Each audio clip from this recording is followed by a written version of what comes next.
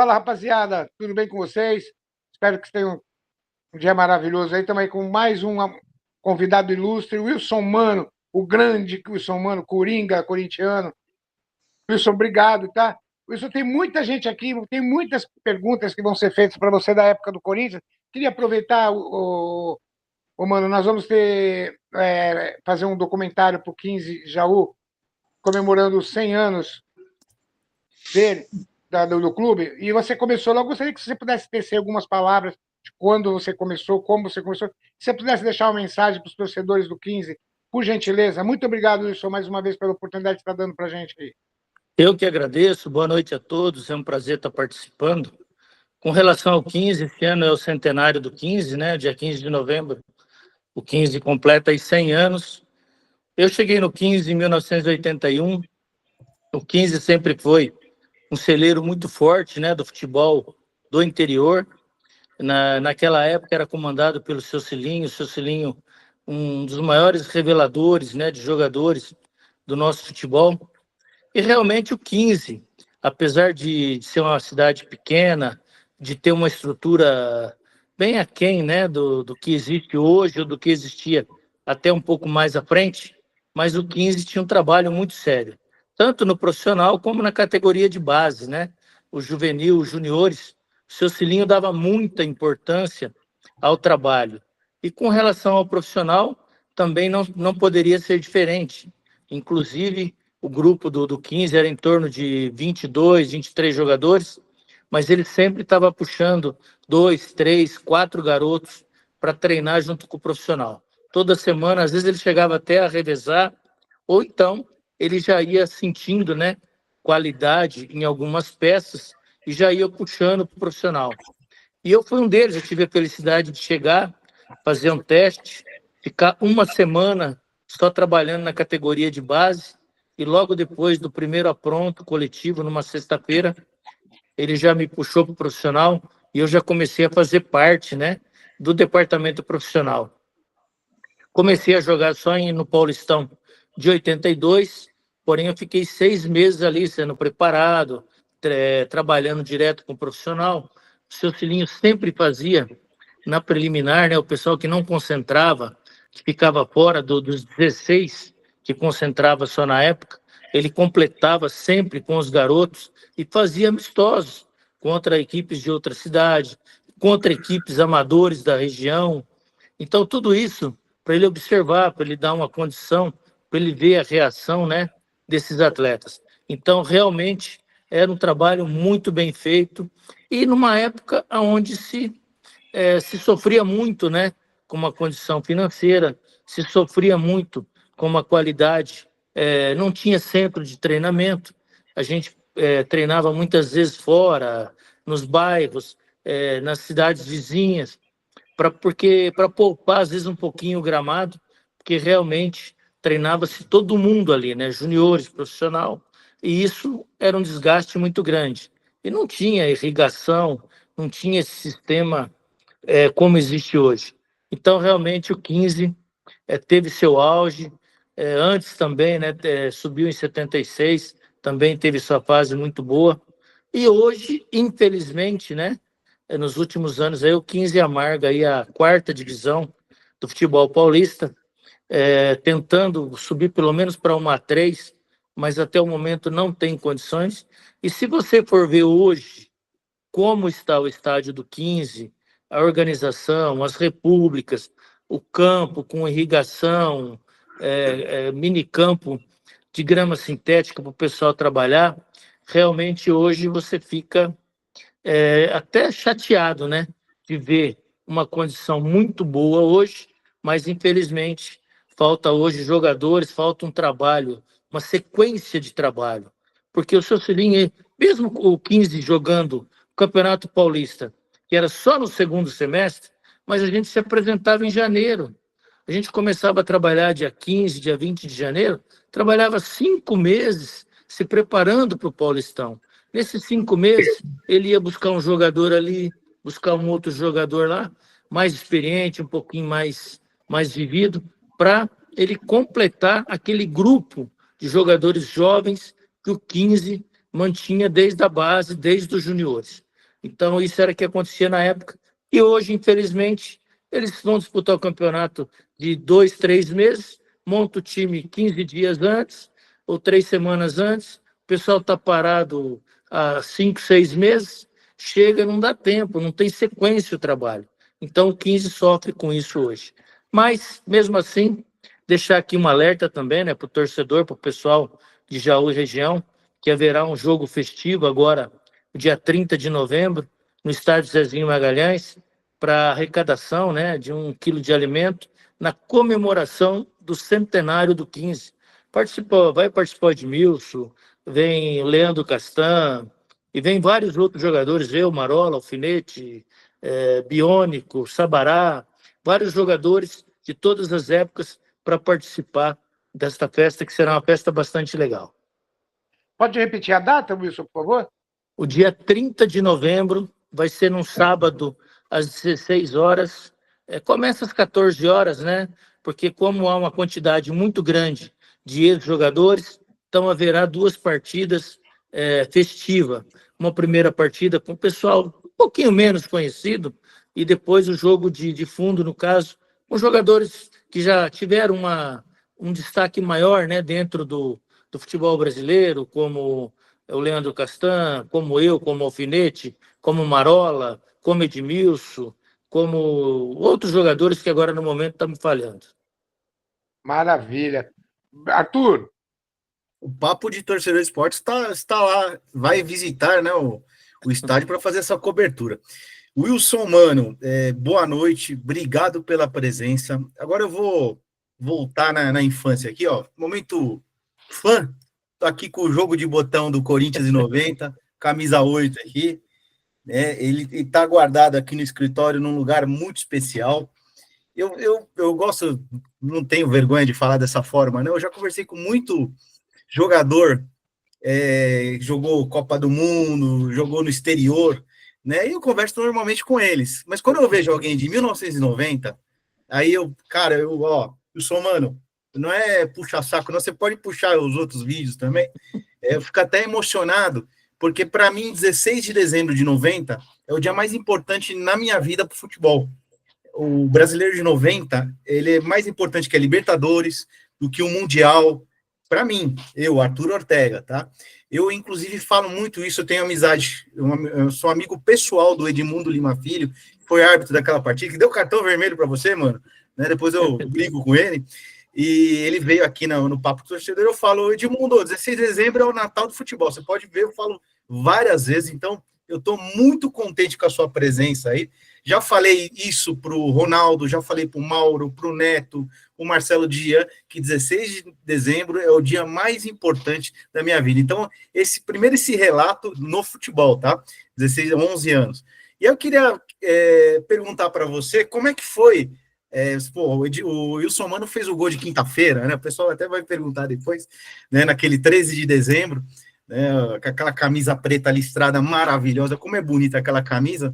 E eu quero saber do Mano, como é que foi a preparação com o Corinthians tendo a vantagem, revertendo a vantagem, a vantagem era do São Paulo, o Corinthians jogava pelo empate. Como é que foi esses dias até o domingo, dia maravilhoso, 16 de dezembro de 1990? Obrigado, Mano.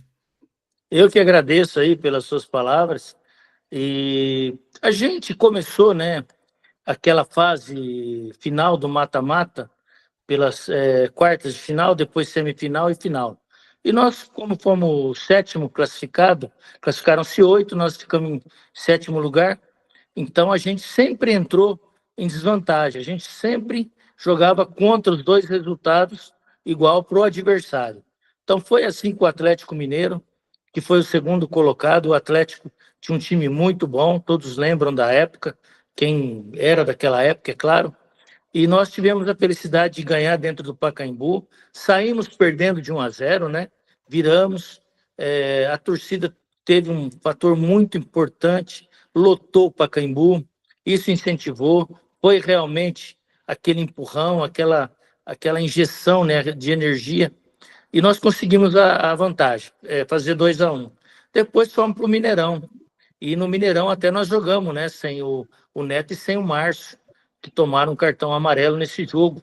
Mas mesmo assim, entrou o Ezequiel, entrou o Paulo Sérgio, e nós conseguimos fazer um grande jogo no Mineirão, paramos o Atlético lá no Mineirão, com mais de 80 mil pessoas, 70 mil pessoas, e aí o time foi ganhando um corpo muito grande. Aí veio o Bahia também, que também tinha um grande time, com Paulo Rodrigues, com vários jogadores. Charles era até o artilheiro do Campeonato Brasileiro na época.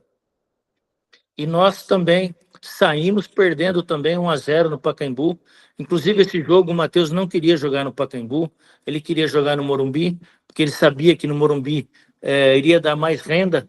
Mas nós nos reunimos, eu, Neto, Marcelo, Ronaldo, e chegamos no Nelsinho, pedimos para o Nelsinho, né?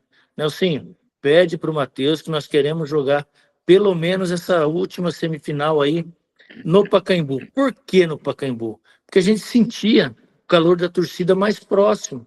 A gente sentia que o adversário sentia mais a pressão do Pacaembu. Então a gente achava aquilo ali um ponto positivo. E realmente foi, né? Mesmo saindo perdendo, a gente conseguiu reverter o placar, vencemos 2-1. Também enfrentamos uma situação terrível na Bahia, um calor tremendo, superstição, feitiçaria e tudo mais na Bahia, mas também conseguimos jogar bem lá, sair com o resultado positivo e chegar, né? Uma final tão esperada, uma final onde o Corinthians, por 80 anos, nunca tinha conquistado, né, um campeonato brasileiro, tinha apenas um vice-campeonato. Então, aquilo ali realmente encheu o grupo de motivação. Além do Nelsinho, do grupo todo, por ser um grupo jovem, colocar na cabeça, né? Nós podemos entrar para a história como o primeiro campeão brasileiro, que era até motivo de sarro na época, né? Assim como é com o Palmeiras hoje, é motivo desse Mundial, o Corinthians não tinha esse brasileiro tão esperado, tão cobiçado pela torcida. E nós fomos para enfrentar o São Paulo também, mais uma vez, em desvantagem. O São Paulo era uma equipe muito boa, até se você for colocar, no momento, estava até num momento melhor que o Corinthians, mas o nosso time, na época, estava com mais pegada, mais cheio de vontade, mais gana para ganhar o jogo. Então, a gente brigava como se estivesse brigando por um prato de comida, né? Enquanto o São Paulo jogava muito de acordo com aquele futebol do Tele, técnico, tocado, tudo. A gente não. Quando dava para tocar, dava. Quando não dava, bola para o mato, carrinho, chegava. Então, esse espírito nosso foi mais forte. E também contamos com um fator que eu acho, não é porque aconteceu comigo, né? Mas isso é verídico e qualquer um que acompanhou na época sabe da importância daquele gol logo aos 4, 5 minutos desse primeiro jogo contra o São Paulo. O porquê? Porque aquele gol veio tão rápido, tão inesperado pela equipe de São Paulo, que eles sentiram. Então, eles que iam jogar com tranquilidade, no nosso erro, esperando a gente sair, eles iam cozinhar esse resultado, trabalhar essa bola. Não, eles foram surpreendidos. Então, eles tiveram que sair. E aí deram o campo para a gente. A nossa equipe se defendia muito bem, né? Com os 4 de trás, mas eu e o Márcio na frente da zaga. O Tupã dava um suporte tremendo ali no meio campo. O Neto ficava mais largado, o Mauro voltava um pouco para ajudar. Então, eu acho que aquilo ali deu uma injeção de ânimo para a gente, derrubou um pouquinho o ímpeto do São Paulo e nós chegamos à primeira vitória, revertendo esse quadro, né? Trazendo o empate para a gente. E aí foi primordial a tranquilidade. A gente sentiu que no segundo jogo, o São Paulo entrou já meio apavorado, meio com pressa, querendo resolver, já começou a levantar a bola, não chegava à linha de fundo, levantava da intermediária. Então era assim, era uma precipitação que favoreceu a gente pelo lado psicológico de ter conquistado a primeira vitória no primeiro jogo. O Wilson, teve muita provocação depois do primeiro gol dentro de campo entre vocês jogadores? Ou não? Não, havia o maior respeito. É que naquela época a gente, sim, respeitava, mas não tinha esse negócio de, antes do jogo, ficar dando beijinho, abracinho para lá, abracinho para cá. A gente, quando ia entrar no campo, no túnel ali, ó, gente, tem amigo do outro lado? Tem. Amigo não, é colega de profissão. A gente tem colega de profissão. o respeito é normal, mas, viu, cada um defende o seu, meu. Se tiver que quebrar a perna minha ou a dele, que quebre a dele. Mais ou menos esse palavreado. Não que a gente queria fazer isso e desejasse fazer isso. Mas é assim, ó, dividiu é minha. Rolou a bola, dividiu é nossa de novo. Então a gente tinha esse espírito. Não tinha muito esse negócio de fair play daqui, fair play aqui, fair play nada. Era pau e vamos pro jogo. Maravilha, Danilo. Bom, o grande Wilson Mano, primeiro, uma satisfação e uma alegria muito grande estar participando dessa live. Queria agradecer a você por tudo que você fez pelo Corinthians, porque a gente que é corintiano, a gente sabe o que é sofrer e a gente sabe valorizar aqueles que realmente se doam por esse time, porque não é fácil. É torcida, é diretoria, é pressão, é adversário. O treco é complicado, tem que ter muita coragem, tem que ser muito macho para vestir essa camisa e fazer a diferença como você fez. Eu tenho certeza, tem outros tantos corintianos aqui que vão fazer pergunta, e claro, o ano de 1990 é emblemático mesmo. Você estava também no Campeonato Paulista de 88, mas o ano de 1990 é emblemático. Mas a pergunta que eu queria te fazer é a seguinte, em duas partes, se você me permite. A primeira você, ao que parece, só não jogou no Corinthians de goleiro. De resto, você jogou em tudo. Atacante, meia, lateral, zagueiro. E o Corinthians tinha essa característica de alguns jogadores serem realmente polivalentes, algo que hoje você não vê mais. Hoje os caras não conseguem fazer nem a deles. Se botar para fazer uma e meia, já cai, tropeça, machuca e não tem jeito. Então eu queria saber de você, como é que você se sentia tendo essa responsabilidade de a todo momento cobrir um espaço e como você conseguia desenvolver bem esse trabalho em posições diferentes. É muito difícil, porque a gente vê o futebol de hoje, aquilo, eu repito, o cara não consegue fazer a dele. E você estava fazendo as 10, com exceção do goleiro. Né? Então eu queria saber de ti isso e como que foi a sua passagem lá no Japão, né? Então, com relação a jogar em todas as posições, né? Eu realmente, da número 2 até a número 16, eu vesti todas as da linha e até a do banco também, a 13, a 14, a 15 e a 16 também usei também. Cheguei a ficar algumas vezes no banco, também usando essas camisas. Primeiro que eu tinha facilidade, né, para me adaptar. Eu comecei isso no 15 de Jaú também com o seu Cilinho. Ele me colocava de quarto zagueiro, me colocava de zagueiro central, me colocava como lateral, me colocava como primeiro volante, segundo volante. E ele sempre procurava me posicionar dentro de cada posição. Ele falava, pô, você tem facilidade, você pega rápido essa adaptação. Então, eu quero fazer você um jogador do meio campo para trás, principalmente, você jogar em todas. Aí eu perguntar por quê? Porque naquela época, vocês sabem que o futebol se jogava 11, ficava 5 no banco. Um goleiro mais 4 atletas. Só podia fazer 2 substituições. Então, o que acontecia? Geralmente, o treinador levava, além do goleiro, é óbvio, às vezes um zagueiro, um meio-campo, 2 atacantes. Ou um lateral, um meio-campo, 2 atacantes. Era sempre mais ou menos isso que ele levava. E, de repente, começa o jogo, está no banco um zagueiro, machuca um lateral. Por exemplo, ficava no banco um zagueiro, se você colocasse ele na lateral, ele não rendia, ele não conseguia, ia comprometer. O que acontecia? O treinador, não, tira o mano do meio, coloca o mano na lateral que se adapta fácil e cumpre a função, e colocava um outro volante, um outro meia, então ficava mais fácil dele cobrir essa falha. Teve jogo de eu começar jogando de lateral, com 15 minutos eu ir para volante, terminar o primeiro tempo eu voltar para quarto zagueiro, e de repente, faltando 10 minutos, eu voltar na lateral de novo. Por quê? Tudo por causa disso. Existia 2 substituições, só podiam ficar 4 no banco. Então, de acordo com essa necessidade, eu era deslocado. Eu cheguei a conversar várias vezes com alguns treinadores, porque isso me prejudicava em termos de chegar a uma seleção brasileira. Porque qual é o objetivo de quem joga no 15 de Jaú? Chegar num time grande. Aí você chegou no time grande. Qual é o seu próximo objetivo? Chegar na seleção brasileira.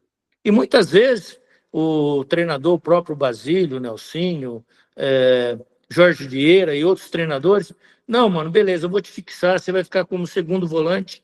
E era a posição que eu até mais gostava de jogar, como segundo volante. Por quê? Porque eu também não gostava de ficar parado lá atrás. Eu gostava de chegar, bater no gol. Eu gostava de dar meu chute no gol, de fazer meu golzinho de vez em quando. Então era a posição que eu mais gostava. Mas o que acontecia? Isso que eu acabei de dizer. Machucava o quarto zagueiro. Ou tomou um cartão um quarto zagueiro. Não tinha um zagueiro no banco. Qual era a opção dele? Não, mano, vem para zagueiro. Então, isso que acontecia. Vocês não sabem, não lembram, mas depois, se você puxar na história, em 1990, o primeiro jogo das quartas de final foi contra o Atlético, né? Como eu falei aqui. Nesse jogo, eu joguei como quarto zagueiro. O Guinei tinha tomado o terceiro cartão amarelo, jogou eu e o Marcelo na zaga. Eu e o Marcelo. Na volta, lá em Belo Horizonte, o Marcos tinha tomado o terceiro cartão amarelo. O que o Nelsinho fez? Voltou o Guinei, me colocou na cabeça de área como um terceiro zagueiro na frente da zaga, falou, não vai sair, nós jogamos pelo resultado, e colocou o Ezequiel no meu lugar, no meio campo, no caso. Aí veio contra o Bahia aqui. Quem tomou o terceiro cartão amarelo? Jacenir, lateral esquerdo. Naldinho, ponto direito do Bahia, para você ter uma ideia. Desse tamanhozinho, rápido pra caramba. O Nelsinho tinha Ailton reserva e Gerson reserva. Ele chegou em mim, mano, vai você de lateral esquerdo. Falei, pô, Nelsinho, você tem 2 lateral aí? Não, eu confio em você, vai você de lateral esquerdo. Joguei de lateral esquerdo o jogo todo contra o Bahia no Pacaembu. Na volta lá, falei, o Jaceni volta, eu vou pro meio. Não sei o que deu na cabeça dele. Mano, você vai continuar como lateral. Gostei da sua atuação, deixou o Jacenir no banco. Aí, no final do primeiro tempo, ele tirou o Neto, que o Neto estava com a perna machucada, colocou o Jacenir e eu fui pro meio. Voltei a jogar como segundo volante. Aí veio a final contra o São Paulo. Aí sim, eu joguei, eu e o Márcio primeiro volante, eu segundo volante, e aí eu joguei o jogo todo. Jogo todo não.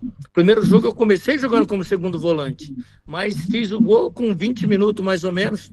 O Márcio sentiu a perna, saiu. Ele colocou o Ezequiel e eu voltei para o primeiro volante novamente. E aí no segundo jogo eu joguei até ser expulso, a uns 15, 20 minutos do segundo tempo, aí sim na minha como segundo volante.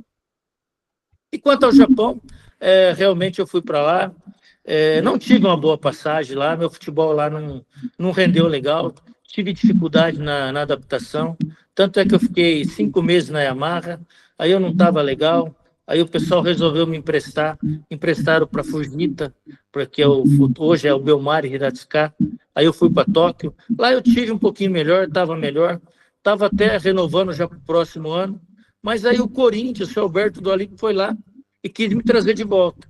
Aí me trouxe em 94, eu acabei voltando, a saudade era grande, lá era uma época que não tinha internet, não tinha televisão, não existia essa globalização, era muito difícil. E a minha família sentiu bastante. Eu já estava começando a me adaptar, mas as minhas filhas eram pequenas e realmente foi o ponto que acabou culminando para que eu voltasse. E aí vem o Corinthians, liga lá e faz uma proposta. Eu não pensei nem 2 vezes, eu vazei de volta para São Paulo. Ô, Wilson, se você até nisso você saiu na frente. O Corinthians não conseguiu ir para Tóquio, mas você foi, né, cara? É diferente, né? Telão, faz a sua pergunta. Quantos anos você esperou, Telão, para fazer essa pergunta? Fala aí. Olha o Wilson aí. Boa noite. Não vai chorar, hein? Boa noite. Só não vai chorar, né, cara? Que isso, não precisa isso, não. Vou tentar, vou me esforçar. É o seguinte, cara. Boa noite aí, geral. Boa noite. Mano, é o seguinte, cara. Hoje em dia se usa muito a palavra monstro. O cara é monstro, o cara é monstro. Monstro foi você, cara. Você, pra mim, Que isso? tô com 53 anos, 90 eu estava lá nos 2 jogos, né? E quando o Corinthians contratou você, eu falei, cara, esse cara vai dar certo pra caramba. Eu tenho essas coisas de torcedor, né? Coringão fanático, aquela coisa, eu tenho muito de, falei, esse cara vai dar certo, mas acertei na mosca, né? É um monstro de jogador, sou muito fã seu. Obrigado. Desde moleque até hoje. E eu posso dizer o seguinte, cara, pode-se dizer para você, será que a gente pode usar isso como o maior coringa que teve no mundo do futebol? Que eu não vi ninguém fazer isso no mundo do futebol. Eu estava pensando esses dias e depois o Fábio me falou, ó, o Wilson vai estar na live. Eu falei, pô, é agora. Para mim, eu não vi em lugar nenhum no mundo um cara tão coringa quanto você. Pode-se dizer que você foi o maior coringa do futebol mundial? Conta aquela historinha sua de que você mandava mensagem para ele. Ah, procurei nas redes, te procurei nas redes, mandei as mensagens aí, mas não cheguei a ter êxito aí. Para te fazer essa pergunta, Wilson, é mole? Mandou mensagem aonde? Acho que foi no Instagram, cara. Eu olho muito pouco, cara, a rede social. Eu falo a verdade, eu olho pouco. Mas pode mandar que eu vou olhar lá. Se a gente não for amigo, será um prazer aceitá-lo e ser amigo. Agora chora. Eu agradeço de coração. Pode mandar, porque... Me desculpa que eu sou meio relaxado mesmo. Às vezes a minha esposa olha mais do que eu. Ela fala, mandaram mensagem lá. Eu preciso olhar. Eu falo, depois eu olho e acabo esquecendo. Mas com relação ao que você falou, você sabe que com toda a modéstia, eu sempre falo em todas as lives que eu participo, algumas entrevistas, o pessoal, mano, craque. Não, eu falo com todos, eu nunca fui craque. Eu vou falar o que o seu Zé Duarte dizia para mim, e foi o que eu coloquei na minha cabeça. O seu Zé Duarte falava assim, né? Começou o Campeonato Paulista de 85, eu muito bem aqui no 15 e tal, fiz gol até contra o Corinthians no Canindé, fiz gol contra a Portuguesa 2, bem e tal, e ele tinha me colocado até de capitão do time. Aí ele chegou em mim e falou assim, ó, deixa eu falar uma coisa pra você, vem cá, a gente quando começa muito bem, fazendo gol contra time grande, dá aquela criadinha de perna, né, fica meio empolgado. Ele me chamou e falou, vem cá, você tem 21 anos, você tem um belo futuro pela frente, só que eu vou te falar uma coisa, você não é craque. Você é um bom jogador, você é um jogador disciplinado, você é um jogador que eu vou falar para você o que eu acho de você. Você não é uma picanha, um filé mignon, você é um arroz, só que bem temperadinho, ele falava. Você é um arroz bem temperadinho. Então, joga a sua bolinha, seja humilde e tira da sua cabeça. E faz o que você sabe que você vai conseguir jogar no time grande, você vai ter sucesso. Então eu coloquei isso na minha cabeça. Eu tinha uma qualidade boa, batia bem na bola, chutava bem de longa distância, batia falta razoável, tinha um condicionamento físico muito bom, isso foi primordial, e tinha muita vontade de jogar. Eu era fominha para jogar, eu era fominha até no treino. O Corinthians não existia. Vou falar para vocês. Quando o time jogava 9 horas da noite, naquela época, a gente concentrava na terça-feira. Na quarta-feira, ficava o dia inteiro dentro do hotel, cara. Tomava café da manhã, almoçava, dormia depois do almoço, jantava para jogar às 9 horas da noite. Eu comecei a chegar no treinador e falar, professor, pede para uma perua vir buscar a gente no hotel. Lá conversei com uns 2, 3, para a gente fazer uma rodinha lá, 10 horas da manhã, coisinha de 20, 30 minutinhos, só para tirar a nhaca, tirar a cama, sabe? Para dar fome para o almoço, brincava ainda, para dar fome, tal. E de tanto que eu gostava de jogar, de tanto que eu gostava de treinar. Se você entrevistar Paulo, Flavinho, o Gilberto Tim, infelizmente não está mais, mas todo o pessoal que trabalhou comigo, eu tenho certeza que nenhum vai dizer, não, mano, era tarado para treinar. Então isso me ajudava. Esse condicionamento físico fazia com que eu rendesse e supria, vamos dizer aí no caso, a essência de ser craque. Maravilha. Zé Luiz do Rio. Boa noite, mano. Prazer falar com você. Prazer é meu. Igualmente. Eu queria fazer uma pergunta e, ao mesmo tempo, Uma admiração que eu tenho fora das quatro linhas, né? O caminho que ser polivalente em campo e agora ser polivalente também. Não sei se ainda está exercendo degustador da minha cerveja, cara. E, ao mesmo tempo, essa colocação, qual foi o atacante mais difícil que você marcou? E também te mostrar aqui, ó. Não sei se você consegue ver bem aqui. Mais ou menos, mais ou menos. Não dá para ler, não. Um álbum de figurinha aqui, ó. Ah, legal, legal. Ah, é verdade. Agora deu para ver, legal. Então, Zé, é assim, ó, eu marquei vários jogadores, como Ivair, Edmundo, o próprio Romário no final de carreira, no caso minha, mas começo dele, que ele é um pouco mais jovem, né? E ele saiu também logo depois, que ele jogou pouco aqui. Cara, o jogador mais difícil de você marcar na frente é jogador rápido, né? O Zico foi um jogador que, quando eu joguei no meio campo, foi complicado para marcar, apesar dele já estar também 10 anos na minha frente, mas era um jogador de muita qualidade. O Edmundo era chato para marcar. O Evair, tecnicamente, era muito bom, mas ele, por ser mais lento, era mais fácil para marcar, né? Agora, aquele jogador rápido, estilo hoje, por exemplo, do Rony, do Yuri Alberto, esse jogador, mas esse jogador não é craque, mano, não é. Mas ele é difícil de marcar, que ele se movimenta demais, ele pede essa bola no fundo, ele incomoda mais do que um atacante técnico. Então, esses jogadores geralmente são os mais difíceis de marcar. E essa polivalência fora de campo agora? Não, esse negócio de degustador de cerveja é brincadeira, né? É uma reportagem que fizeram e eu brincando, falando que tomo 3, 4 dias na semana, eu vou tomar cerveja com os amigos, estou em Jaú, bastante calor, uma cidade pequena, a gente tem um conhecimento muito grande, muita amizade. Então eu estou sempre assistindo os jogos às quarta-feiras, e às vezes eu tenho mania, às vezes, de brincar muito, de postar essas coisas, né? Vamos ao trabalho agora, vamos tomar uma. Então, o pessoal acaba perguntando. Mas eu bebo, mas eu sou meio moderado. Ô, mano, você lidou com muita estrelinha, né? No futebol. Sabe que nesse mundo da internet também tem as suas estrelinhas, né? Nós temos aqui um amigo nosso, o Edu Ginês, nunca participou de nenhuma live, mas hoje, que é o Wilson Mano, ele apareceu. Edu, quer fazer uma pergunta aí, amigo? Obrigado pela sua participação. Viu? Pô, valeu, Fabião. Só agradecer aí o Wilson Mano aí, pô, muita história. E ao Telão ali, cara, a gente ia junto aí no estádio, lá nos bancários lá. Ô, Telão, beleza, cara? Puta que pariu. Desculpa o palavrão, mas, cara, satisfação total aqui de estar na live e vendo vocês aí. Muito legal, cara. Obrigado aí, Fabião, pelo espaço, viu, cara? Nada, valeu. Ô, mano, vou aproveitar para fazer uma pergunta, cara.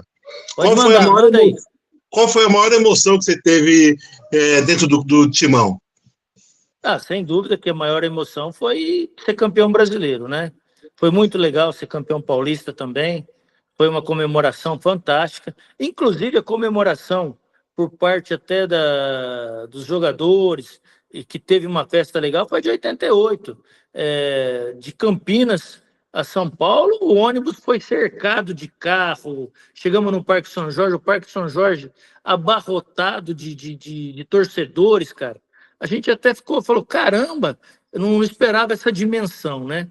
Aí chegamos no Parque São Jorge, um caminhão do Corpo de Bombeiro, cara, esperando a gente para ir para Paulista. Aí fomos para Paulista, desfilar na Paulista. Saímos da Paulista, fomos para uma boate lá, Cotton Club, acho que era isso.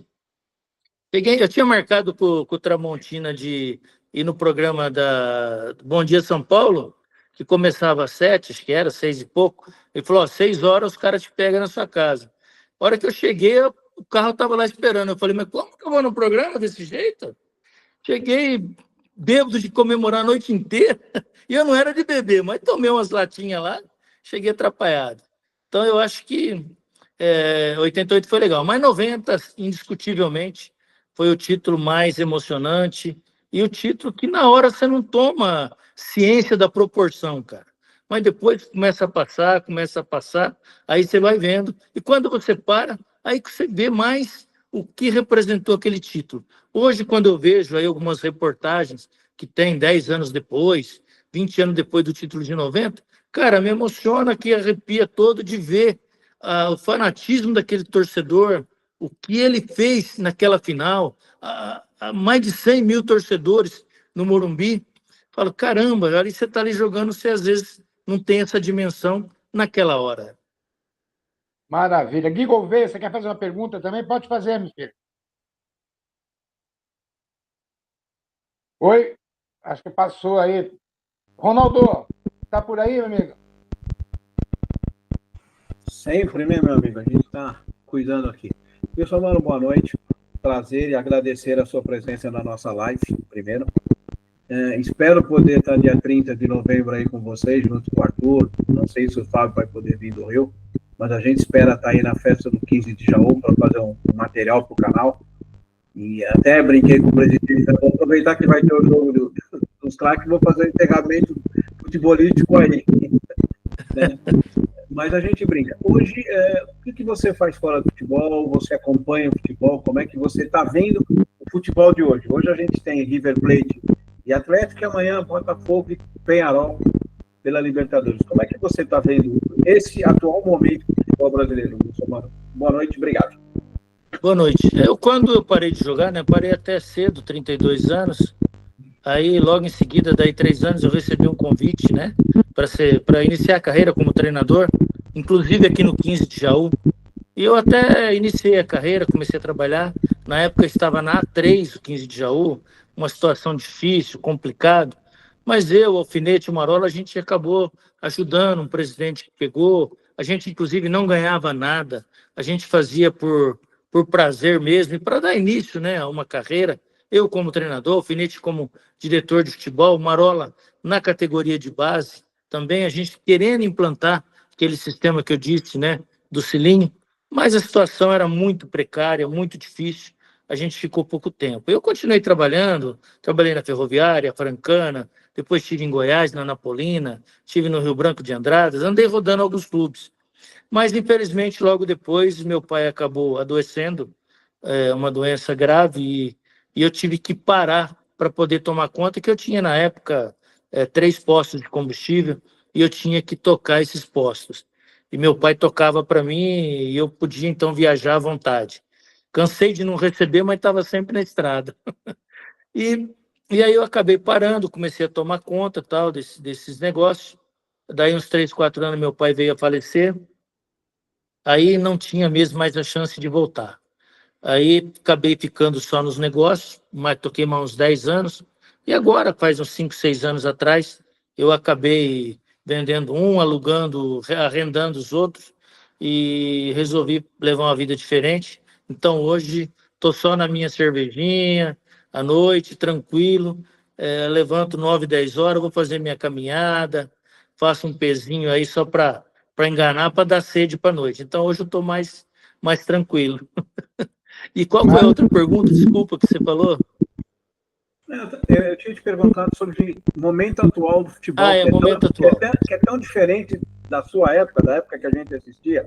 Eu tenho 64 anos, a gente vinha craques de, como o Danilo falou, as pencas, né? Todos os times tinham. Eu vi o Ezequiel, campeão pelo Corinthians, jogar pela Saltense de Salto. Ele era da Ponte, foi emprestado para a Saltense, depois ele veio para o Corinthians. E hoje a gente já não vê mais isso. O futebol está muito diferente. Como é que você enxerga hoje o futebol? Não, muito diferente, né? Eu até vi uma entrevista do Renato, hoje, ontem, não me lembro, e o Renato disse em poucas palavras a realidade. Antigamente, pouco dinheiro, muitos craques. Toda equipe tinha 5, 6 craques, cara, e os outros bons. Tinha um ou outro cabeça de bagre? Tinha, mas era brincadeira. Flamengo, São Paulo, Corinthians, Santos, sempre tinha. O camisa 10 sempre era um dos melhores, o 8, ponta direita, ponta esquerda. Era uma infinidade. Se você for fazer uma relação, você vai ver. E hoje, eu acho que nos últimos 10 anos, até os últimos 10 anos, eu acho que ainda o futebol caiu um pouco, mas ainda manteve. Com o Ronaldinho, os 2 Ronaldo, Kaká, depois veio Alex, Rivaldo, essa pessoa toda, até essa geração aí, eu acho que Romário foi muito bem. Depois, agora, nos últimos 8, 10 anos, cara, sem brincadeira, cara. Hoje eu vejo o Corinthians jogar hoje. Ontem, assistindo o jogo do Corinthians, cara, falei, pô, isso é jogo de Série B mesmo, cara. É impressionante, sabe? E outra, até a vontade, eu acho que falta vontade, pegada. Como é que pode o Corinthians jogar 45 minutos do segundo tempo, mais 20 do primeiro tempo, com um jogador a mais, e deixar Gerson e Arrascaeta tocar bola no meio-campo? Esses caras não eram nem para respirar, rapaz. Não podia nem respirar, nem pensar em pegar na bola. Então, é um glamour, né? Sabe, sei lá, eu acho que é o dinheiro, cara. Você vê, antigamente jogava num time grande. Você não estava tão bem lá, você vinha para o 15 de Jaú normal, ia para uma Inter de Limeira. Por quê? Existia-se um time bom na Inter, existia-se um time bom no Guarani. Você viu o Guarani? Vai cair para a terceira. A Ponte Preta, se bobear, também vai junto. Sim. Gente, Ponte Preta e Guarani eram as duas equipes depois dos 4 grandes, que aqui no 15 de Jaú eu queria jogar sempre. Agora, hoje, infelizmente, sabe, sei lá, cara, tá muito diferente. Hoje é muito dinheiro, pouco futebol, pouca gana. Você vê o time que joga um pouquinho com mais vontade para frente, que é o Palmeiras, está ganhando tudo. Está ganhando tudo. Sim. Por quê? O Palmeiras joga para frente, falta 15 minutos, o Gustavo Gomes abandona lá atrás e vai lá de centroavante, cara. O Corinthians falta 10, 15 minutos, o zagueiro volta a bola para o goleiro, o zagueiro toca para o outro. Parece que está ganhando, parece que está jogando jogo de férias.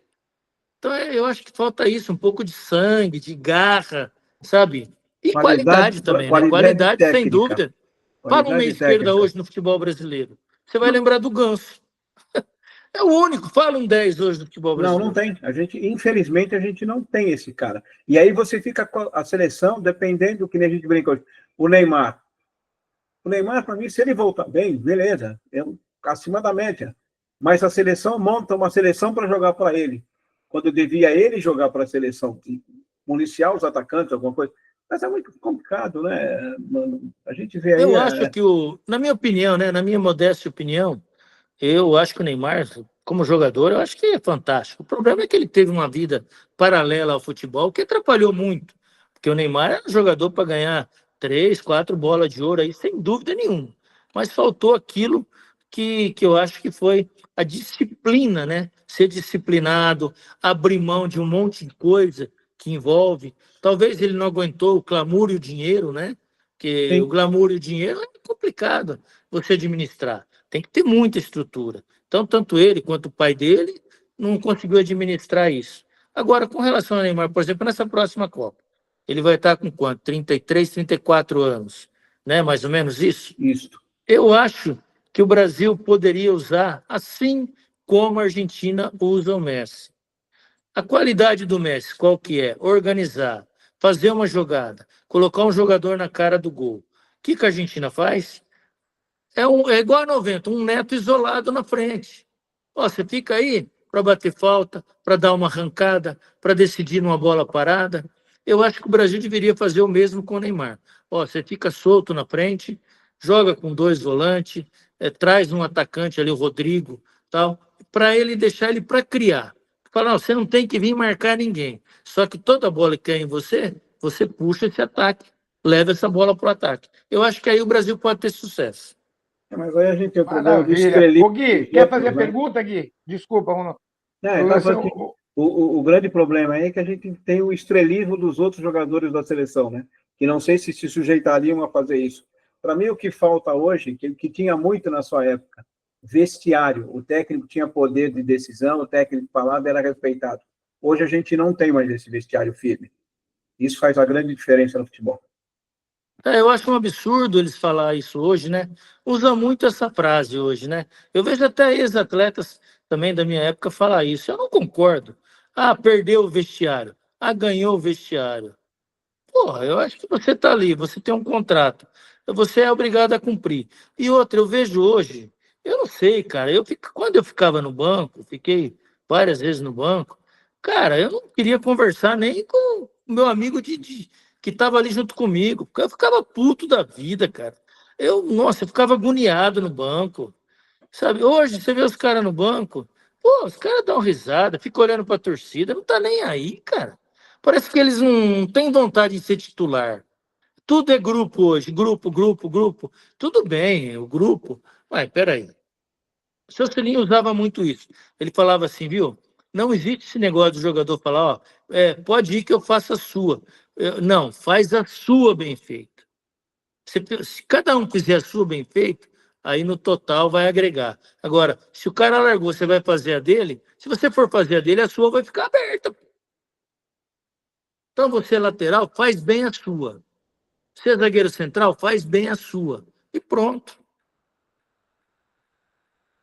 Bom, eu tentei 2 vezes com o rapaz, o Gui, fazer a pergunta. Chamei ele 2 vezes, mas acho que ele não...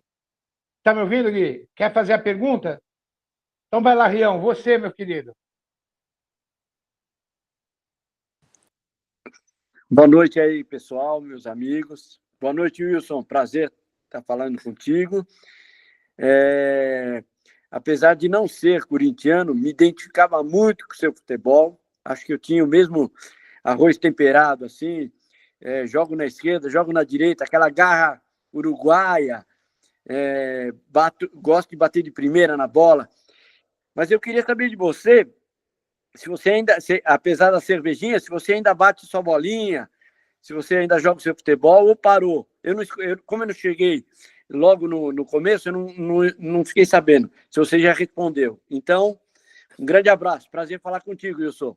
Que é isso, prazer é meu. Olha, esse ano eu completei 60 anos. Até os 55 eu ainda andei brincando um pouquinho no clube, fazendo sempre um pezinho, fazendo um reforço, tomando infiltração. Eu tenho 3 cirurgias no joelho esquerdo, mas infelizmente nos últimos 3, 4 anos o médico fez ressonância nos 2 joelhos e ele me aconselhou a não jogar mais. Falou, você quer ir num evento que nem eu vou? Eu me troco, tá? Eu tiro foto com o pessoal, mas 5 minutinhos já sai. Que ele falou, inclusive, futuramente você vai ter que pôr até prótese nesse joelho. E se você começar a forçar, você vai antecipar esse processo. Então, faça uma caminhada moderada, faça mais bicicleta, faça mais peso e não force, não adianta. Além do que o seu joelho está prejudicado, você tem uma artrose grande, você está com sobrepeso. Você está 15 quilos acima do seu peso. Hoje eu estou com 105, eu jogava 15, não, estou 20 quilos acima do peso. Jogava com 80, 78, estou com 100, 100 e pouquinho. Então ele falou, existe uma sobrecarga muito grande. Então, maneira, porque senão o seu futuro é difícil. Legal, parabéns pelo futebol, viu? Obrigado, muito obrigado. Telão, você quer fazer mais uma pergunta? Faça, Telão. Esbalde. Olha, Fabio, é o seguinte, primeiro eu só quero agradecer mesmo de estar vendo o Wilson Mano aqui. Para mim, da minha geração, foi o cara que realmente eu apontei assim, sem problema. Esse cara representa o Corinthians. E até hoje eu penso isso. Eu vi muito jogador bom, raçudo, cara, mas o que o Wilson Mano fez pelo Corinthians, eu só tenho a dizer muito obrigado pelo que você fez por nós, cara. Você representou demais o corintiano, o que é o corintiano, né? Tá ruim ali, vou para lá, vou para cá. Não sabia dessa história, né? Que você contou aí, o porquê que você cobria os outros setores. Mesmo assim, você fez com muita categoria, muita vontade, dava para sentir a arquibancada, a maneira que você jogava, a maneira que você chutava. E aquele chute que você deu, o Viola foi lá e meteu o carrinho lá em 88, eu estava lá em Campinas, né? Puta, chegamos 11 horas da manhã em Campinas, esperando as 35 graus, a gente pegou aquele dia lá. E eu vou cravar uma coisa aqui, mano, isso tá na minha cabeça. Hoje em dia se faz muita festinha com coisa pouca que jogador faz. Eu pergunto para os amigos também aí, o Wilson Mano, será que ele não merece o rótulo de maior coringa do futebol mundial? Não é de se pensar nisso, não, e jogar isso mais para frente aí. Eu vou cravar isso aqui, cara. Desculpe interromper. Você falou e eu respondi de uma forma diferente. Mas agora eu vou responder diretamente com o que você falou. É simples, eu também, com toda a modéstia, eu acho que sim. E vou dizer por quê. Não é porque eu jogava lateral direito, zagueiro central, quarto zagueiro, lateral esquerdo, volante, segundo volante, meia, joguei com a 7, joguei com a 11, joguei com a 9, é claro, não fixo na frente, voltando a fazer esse quarto homem, mas tem um vídeo aí que rola na internet, aí nos gols, você pode ver, eu jogo de lateral direito, eu tenho lá 5, 6 gols. Eu jogo de zagueiro central, eu fiz gol. Então eu fiz gol com a 2, eu fiz gol com a 3 de zagueiro central, eu fiz gol com a 6 de quarto zagueiro, eu fiz gol com a 5, eu fiz gol com a 8, eu fiz gol com a 10 quando o Neto foi suspenso em 91, que ele deu aquela cusparada no Zé Aparecido. Seu filhinho chegou no outro dia, me deu a 10, falou, ó, agora você vai terminar o campeonato como meia com a 10. Cara, eu fiz 5 gols no Paulista e errei um pênalti ainda. Quer dizer, então, qual jogador que jogou em todas essas posições e fez gol em todas elas? Então, isso que é muito difícil. Então, das 11 posições, eu fiz gol em 7, cara. Lateral, zagueiro, quarto zagueiro, volante, meia. Com a 11 eu fiz gol. Então, só não fiz gol, acho que com a 9, com a 7 e com a de lateral esquerdo. O resto, com as outras 7, 6 eu fiz gol. Maravilha. O Maçã, quer fazer uma pergunta aí, cara? Boa noite. Não, eu não estava nem preparado para fazer, mas o convidado é muito simpático, viu? Mano, muito obrigado pela sua participação. Gente boa, né? Muito educado, gente boa. É só fazer um comentário, assim, o Telão vai me entender, o Danilo não me conhece muito, viu, Wilson, mano? Eu sou São Paulino, mas eu sou daquela época que a gente ia com os amigos assistir jogo do Palmeiras, os meus amigos iam no Morumbi assistir jogo comigo. Ô, Telão, Wilson, mano, aquele jogo da Libertadores de 91, que vocês até jogaram melhor, mas ganharam do Boca, mas o Boca ficou com a vaga, lembra? Exato. E choveu pra caramba. Eu tava na arquibancada lá com meus amigos corintianos, eu tava com o Elcio, com o Benito, com o Salada, viu, Telão? Talvez você não saiba disso. Mas era assim, cara. Então, hoje, para você ir no jogo do seu time, você fica com medo com a da violência. Pô, exatamente. A gente ia lá, sem ingresso, Wilson, mano. E lá, Corinthians e São Paulo, vai, não precisava ser a final de 90. De 91, então vamos falar. A gente ia sem ingresso, o público pagante 104 mil, fora os bicos. Mas entrava e festejava ou saía puto. Era assim. Agora mudou tudo, cara. Mas mais uma vez quero agradecer a você, cara. Muito, muito gente boa. Que é isso, obrigado. Mas você tem toda a razão, cara. Eu também. Eu hoje, por exemplo, dificilmente eu fui uma outra vez lá, umas 4, 5 vezes lá na Arena, que o pessoal do Camarote Fielzone lá me convidou. Mano, vem aqui assistir, vem aqui e tal. Eu acabei indo. Mas é complicado, cara. Você corre um risco tremendo hoje assistir o jogo da sua própria equipe. Lembra como era gostoso? Você vê o Pacaembu dividido, Corinthians e Palmeiras, Corinthians e São Paulo. O Morumbi, rapaz, o Morumbi dividiu o anel do Morumbi, cara. Aquilo era gostoso. 2 torcidas. Você torce pro seu time, eu torço pro meu, pô. Por que brigar? Explica para mim. Por que brigar? Você faz a sua manifestação aqui, eu faço a minha aqui. E o futebol ganhava. Era muito, muito legal. Eu também concordo. Infelizmente, nós estamos numa época hoje, cara, que tá difícil para sair na rua. Embaçado. Mano, sem questionar a sua qualidade, muito pelo contrário, ninguém esperava aquele gol aos 4 minutos. Você também não, aquela bola bateu em você, vai. Você não botou aquela bola. Não. Foi meio sem querer, foi sem querer. Você sabe que no vestiário, né, antes da gente entrar em campo, na preleção, o Nelsinho falou, gente, nós temos 2 jogos para ganhar o título. Nós temos 2 jogos para decidir o campeonato. Mano, você vai voltar como segundo volante, como eu falei, que é a sua posição e tal. Mas é o seguinte, é você de um lado, o Márcio do outro. Eu não quero que você saia. E ele sabia que eu gostava de chegar na frente, que eu gostava de dar uma opção ali pelo lado. E ele falou para mim, não é para sair, nada daquele negócio de você querer ir lá para frente. É marcar, vamos deixar para decidir esse jogo. Nós não podemos perder o primeiro jogo, porque senão aí complica tudo. E tinha diferença de gol naquela época, né? Nós deixamos de ser campeão no primeiro jogo. O Neto errou 2 gols, cara a cara com o Zete. E aí eu falei assim, ainda para ele brincando. Falei, Nelson, mas nem se for para ir lá fazer o gol, eu não posso ir. Aí ele deu risada e falou, se for para fazer o gol, tudo bem, né? E tanto é que eu fui só nessa bola parada. E o Neto bateu, eu entrei. É claro que a intenção era pegar de chapa, mas acabou pegando no joelho e entrando. Mas aí que tá, você agride, você entra com tesão na jogada. Então, isso daí, pô, você se joga na bola. Quando eu vi que a bola vinha vindo, eu entrei e me joguei na bola. Talvez falte isso, às vezes, para algum jogador. É você fazer esse gol feio, mas um gol que decide. Ô, Fabio, Danilo, 5 pode segundos. falar.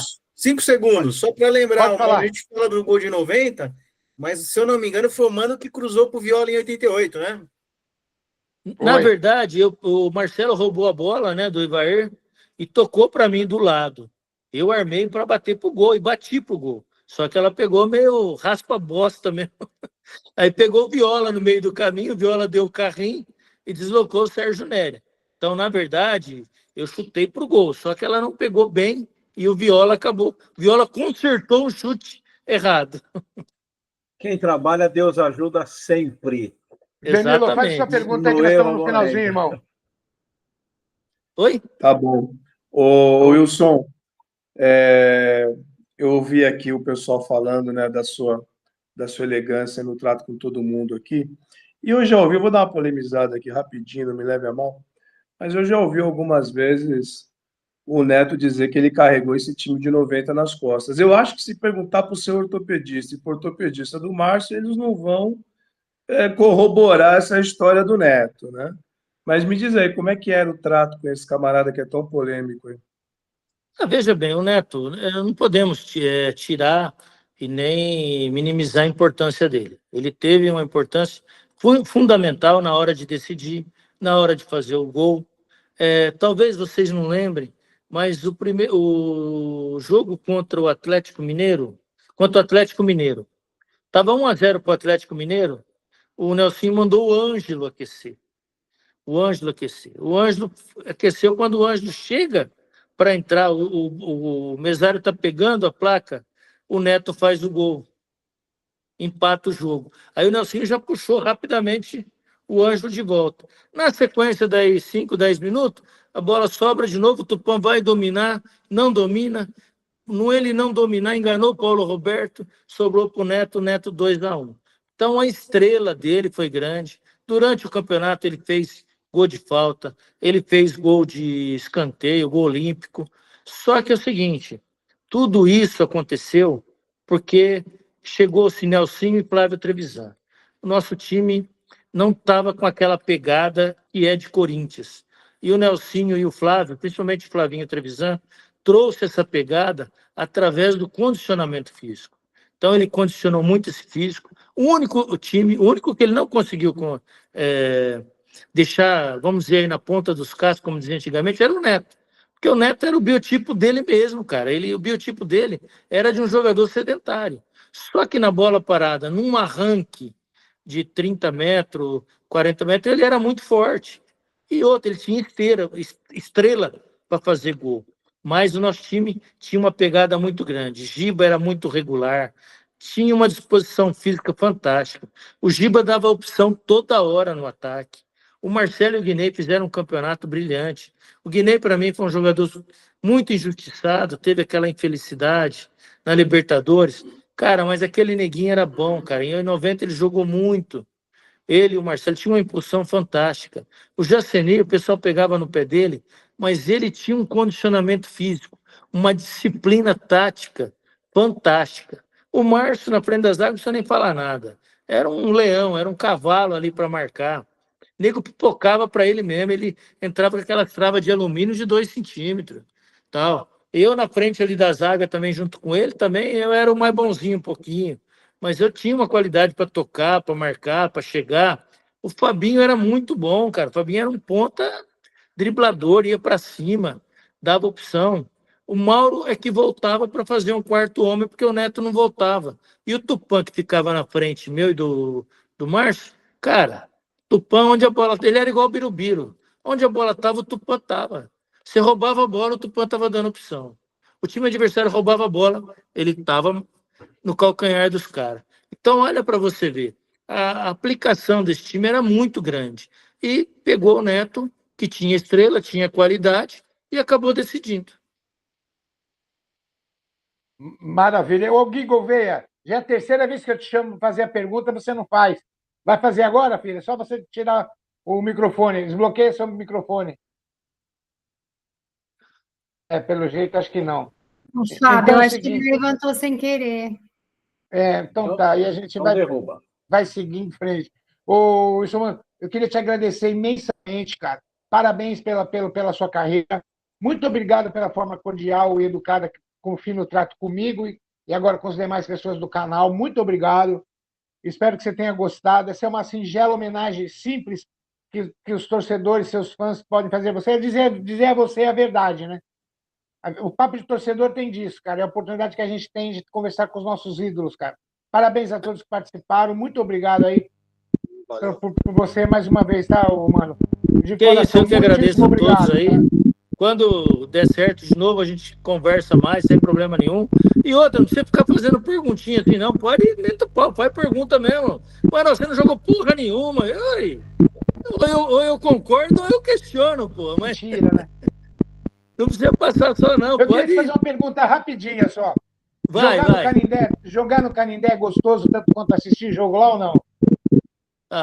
O Canindé é gostoso jogar lá, cara. O Canindé, na minha época que a gente jogava, tinha um problema, né? Era um saibro preto, cara, que grudava na chuteira. Isso era terrível, né? Não era um gramado tão legal. O gostoso era jogar no Pacaembu, começo de ano, que aí o gramado era bom, mas também no segundo semestre também era uma porcaria, duro, ruim pra caramba. Mas, cara, quando você gosta de jogar, qualquer lado é lado. Agora, existem os estádios que são mais glamourosos, né? Eu, por exemplo, o estádio que eu mais gostava de jogar era no Pacaembu. Eu sentia o calor da torcida. Inclusive, foi o estádio que eu mais fiz gols.